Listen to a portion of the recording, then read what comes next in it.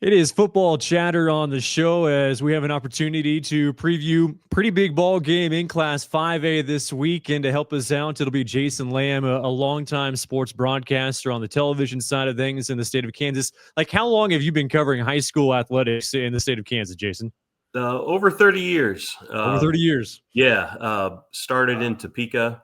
I was in, covered Northeast Kansas high school sports for 5 or 6 years, and then moved to Fox 4 News in Kansas City, where I covered great football on the Kansas side and the Missouri side.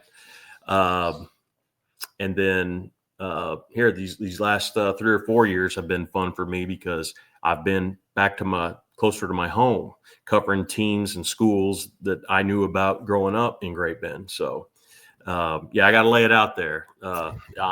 I'm a Great Bend alum. So you got some Great Bend ties here. All right, well, that helps us out for our conversation now. Contributor for Sports in Kansas and also part of that broadcast crew for KCMC Sports, who will be out there for the Great Bend Hayes High game on the 5A quarterfinals.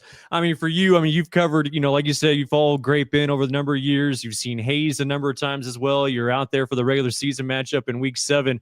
And I was telling you, like, when I was setting up this interview, like, there's a lot of good rivalries, but sometimes those rivalries kind of quiet down a little bit as far as some standards. And man, not anymore right now at Great Bend and Hayes on the football side of things. No, it's probably as hot now as it's ever been. I mean, when I was in school in the high school in the late '80s, I graduated in 1990. I mean, we disliked Hayes, and I believe they disliked us. But we were terrible in football then. We were in the middle of a 29-game losing streak. We were more competitive than some other sports. But it is hotter than ever right now. Last year, with Great Bend taking the WAC championship away from Hayes, and then Hayes coming back to Great Bend and beat them 19-14 in the second round of state, and Hayes absolutely earned that victory last year in the playoffs in the rain and cold in Great Bend. And I was shocked, to be honest. I thought Hayes was going to beat them in week 7 at their place, but Great Bend, their offensive weapons just blew up, and it was a big surprise for me. And Tony Crow had some nice things to say about the Panthers after the game, and some not so nice things. But the stage is set here for a massive one. Hayes is just so fun to watch. I mean, if you just like football because of that physicality and how much they just wear on teams. I mean, even you saw it in the second half where they were playing catch up in that week 7 matchup with Great Bend. Like, they continued with that game plan and it continues to work. Like, that's what I mean. I don't know. Like, they have a lot of talent, but it's just impressive to watch that physicality, really in the second half. Oh yeah, I mean, going back to that playoff win for Hayes and Great Bend a year ago.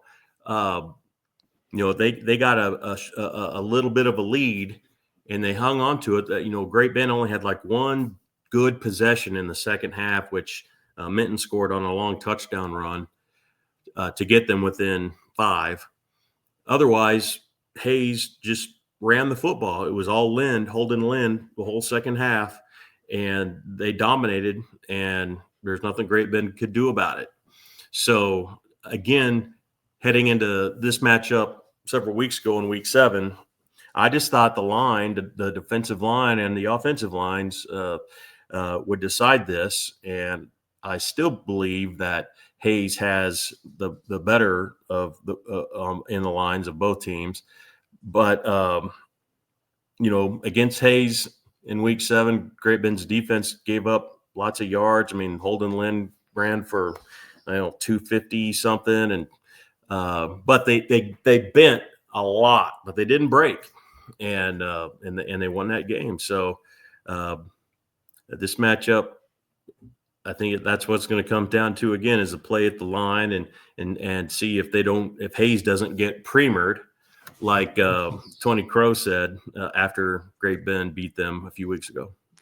All right, you mentioned Ian Premer. So, like, I feel like all stars have those one game, at least, a handful of games, and Premer's been putting up stats, for a number of years now. But Yeah. I mean, that week 7 game against Hayes was kind of one of a signature game, I guess, for a senior year, at least in a regular season type format.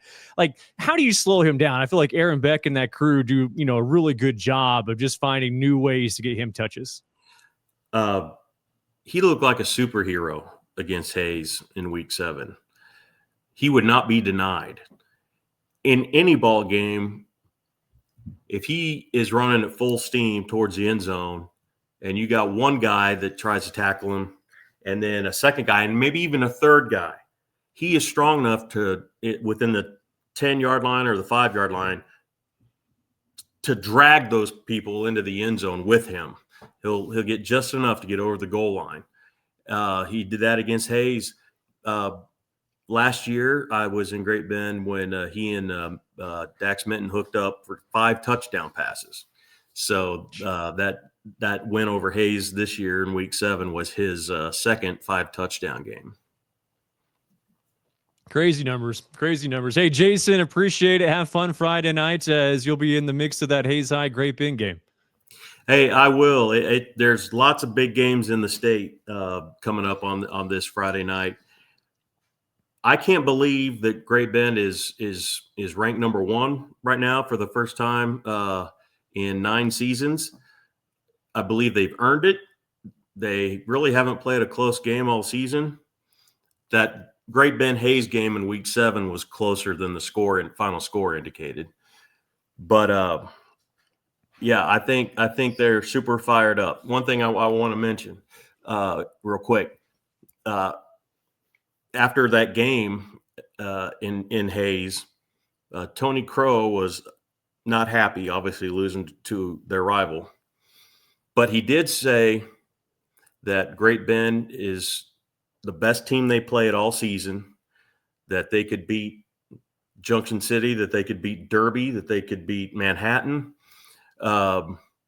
He also said that Great Bend was celebrating its week 7 championship, and he congratulated Great Bend on peaking at week 7.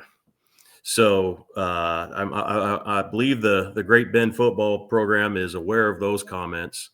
And he made a great point. I mean, you can't peak in week 7. If you plan to make a run to the state championship, you've got to plan to peak in week 13, which, they went on that incredible run last season and made it to their first state championship game. So Great Bend hasn't been to a state championship game since 2006. They were one and only. So this is their best chance, maybe in a long time, to get back to that spot. Love Tony. Love sports. Hey, Jason, appreciate it, and we'll talk to you soon. All right. Sounds good. Thank you.